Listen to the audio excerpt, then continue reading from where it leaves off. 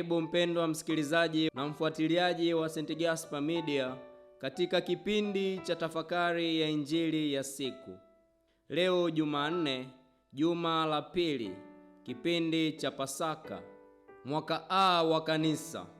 Masomo ya leo, somo la kwanza linatoka katika kitabu cha Matendo ya Mitume, sura ya 4 aya ya 32 hadi ya 37, na Injili takatifu kama ilivyoandikwa na mwinjili Yohane, sura ya 3 aya ya 7 hadi ya 15.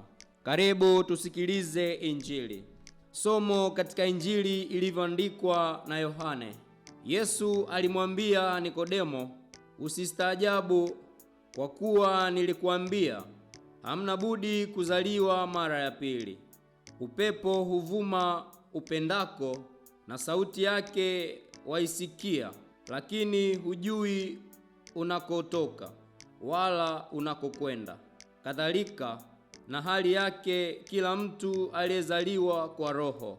Nikodemo akajibu akamwambia, yawezaje kuwa mambo haya? Yesu akajibu akamwambia, je, wewe mwalimu wa Israeli, na mambo haya huyafahamu?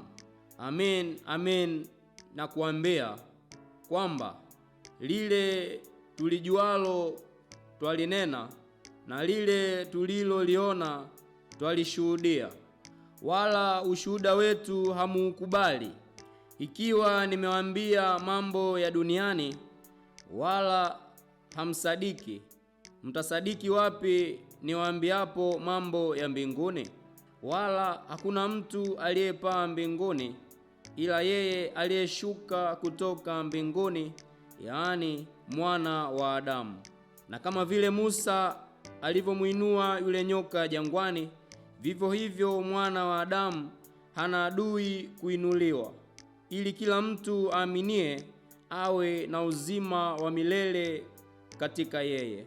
Neno la Bwana. Sifa kwako Kristo. Wapendwa wa taifa la Mungu, karibuni tutafakari katika sehemu hii ya Injili ambayo nimesoma hivi punde. Katika sehemu hii ya Injili tunaongozwa na jumbe mbili. Kwanza kabisa, Bwana wetu Yesu Kristo anatualika sote tumruhusu Roho Mtakatifu atubadilishe.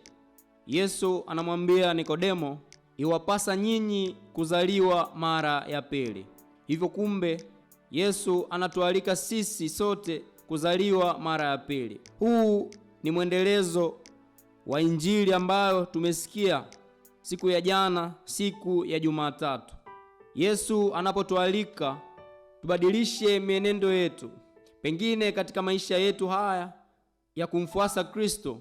Sisi kama Wakristo tuliobatizwa, mara kadhaa tumekuwa tukienenda katika njia ambayo haimpendezi Mwenyezi Mungu. Hivyo basi leo tunaalikwa huyo Roho ambaye Yesu Kristo ametuachia, tumpe nafasi ili aweze kubadilisha maisha yetu. Pengine tufahamu huyo Roho kama Yesu anavyomwambia Nikodemo kwamba kama vile upepo huvuma, na pengine tunafahamu unakotoka, mashariki au magharibi, lakini hatufahamu unapoelekea au utakapoishia. Kumbe basi hiyo kazi ambayo Roho Mtakatifu anaifanya katika maisha yetu pengine tunaweza tusiifahamu.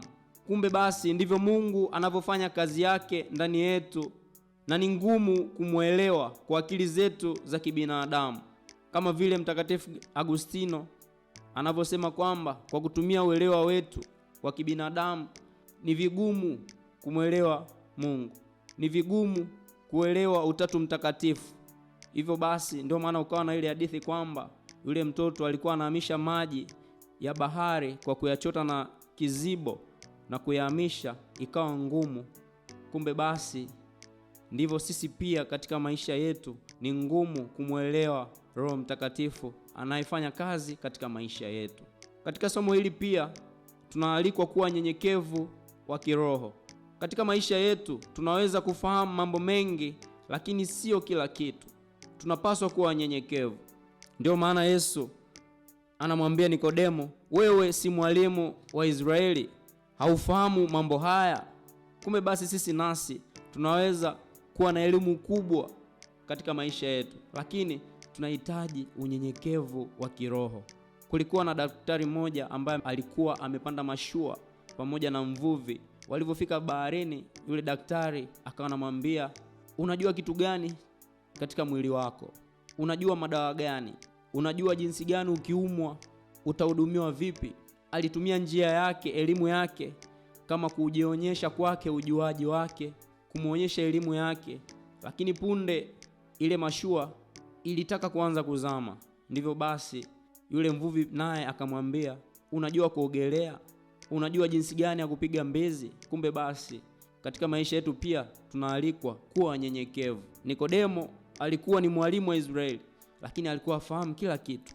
Sisi nasi katika maisha yetu tunaweza tukafahamu jambo fulani, lakini jambo jingine hatulifahamu. Kumbe basi tunaishi kwa kutegemeana. Lakini pia katika maisha yetu, katika kuelewa hii kazi ya Roho Mtakatifu, tunaalikwa kuwa watu wa kusoma maandiko matakatifu, ili basi tuwe na uwezo fulani wa kupata ufunuo, wa kufahamu mambo mbalimbali yanayotokea katika maisha yetu. Wapendwa taifa la Mungu, katika sehemu hii ya maandiko matakatifu, Yesu Kristo anatualika tuone msalaba kama chanzo cha uzima. Msalaba wa Kristo ndio suluhisho la laana ya dhambi. Tunapoendelea na sherehe za Pasaka, sherehe za ufufuko wa Bwana wetu Yesu Kristo, tunaendelea kutafakari juu ya msalaba ambao Bwana wetu Yesu Kristo aliteswa na kufa pale msalabani. Kama Mtakatifu Gaspari anavyosema kwamba chini ya msalaba ndipo mdhambi anayetubu hupata faraja, ndipo roho iliyo katika mahangaiko hupata ujasiri, ambao roho iliyo takatifuzwa hupata huruma na upendo. Kumbe basi tunapotazama msalaba tunapata faraja, tunapotazama msalaba tunapata ujasiri. Katika sehemu hii ya maandiko matakatifu, Yesu anarejea jinsi gani Musa alivyotengeneza ule nyoka wa shaba na kumweka juu, na wale wote waliokuwa wameumwa na nyoka walipokuwa wakimwangalia yule nyoka wa shaba, basi walipona.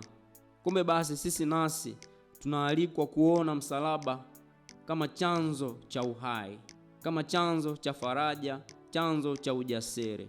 Lakini pia msalaba huu ambao ndio chanzo cha ukombozi wetu, tunapotazama tukumbuke basi katika maisha yetu haya ya kiroho, mienendo yetu inampendeza Mwenyezi Mungu, inapendeza machoni pake. Kumbe basi katika kuendelea kusherekea ufufuko wa Bwana wetu Yesu Kristo, tunapaswa kufufuka naye. Ile mienendo tulikuwa tunaifanya, tulikuwa tukienenda, tunapaswa kuiacha na kuona msalaba kama chanzo cha uzima wa maisha mapya katika maisha yetu. Ndugu zangu, tunapoendelea katika kipindi hiki pia tunaalikwa kuzaliwa upya. Yaani baada ya ubatizo wetu tulizaliwa katika kanisa, na mara nyingi tumeenenda kinyume na mapenzi ya Mungu.